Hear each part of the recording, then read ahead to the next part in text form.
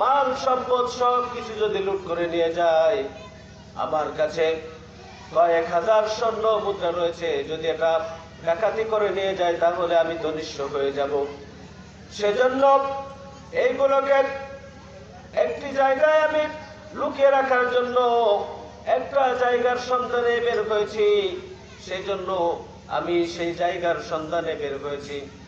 তখন ফজিলাত বলল, বাবা তোমার বুদ্ধির তারিফ করতে হয়, তা তেমন কোন জায়গার সন্ধান পেয়েছো কিনা? তেমন কোন জায়গার সন্ধান তুমি পেয়েছো কিনা? এই কথা কার মধ্যে হচ্ছে? ডাকাত ফজিলাতের সাথে ওই যে যুবক, অপরিচিত যুবক, সে জানেই না যে ফজিলাত এই সেই ডাকাত, তো তার সাথে কথা বলছে। আর এই ফজিলাত সে কি ধরনের মানে ডাকাত ছিল, যে তার ডাকাত দলের সদস্যরা যে এলাকা দিয়ে যেত, যে এলাকা অতিক্রম করত, সেই এলাকা তারা একেবারে পুড়িয়ে ছারখার করে দিত।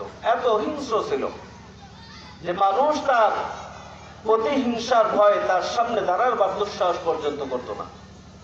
কিন্তু এই ফজিলাতের জীবনও পরিবর্তন হয়ে যায় কোরআনের মাধ্যমে।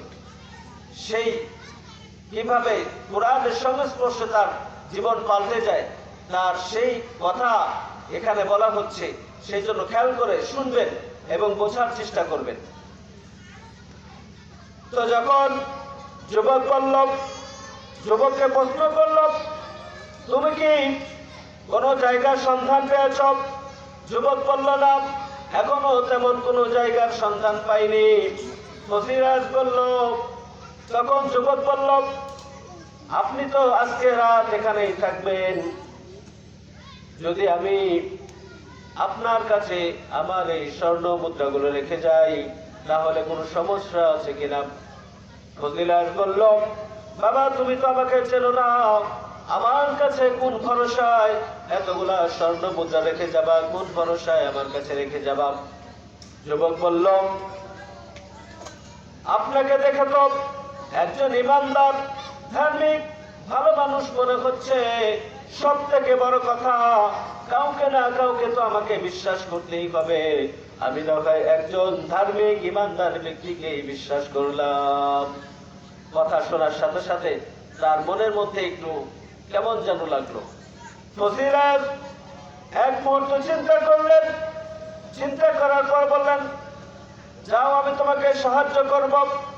যাও বাবা, এই তাঁবুর মধ্যে যাও, তোমার নিজ হাতে তোমার স্বর্ণের মুদ্রার থলিটা রেখে এসো।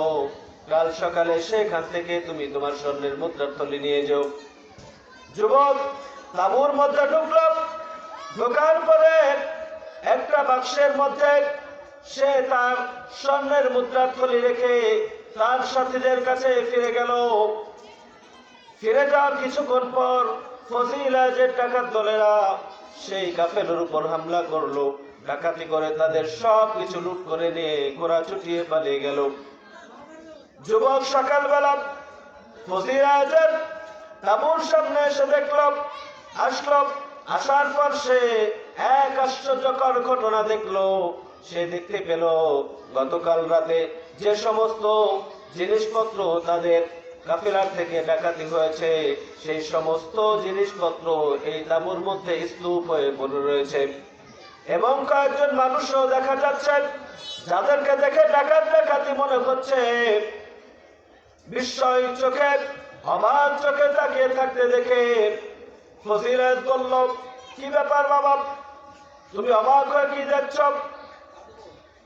তখন যুবক বলল, গত রাত আমাদের যে সমস্ত জিনিসপত্র লুণ্ঠন হয়েছে, যে সমস্ত জিনিসপত্র লুট হয়েছে তা আমি এখানে দেখতে পাচ্ছি, কিন্তু আমার বুঝে আসছে না এটা কিভাবে সম্ভব।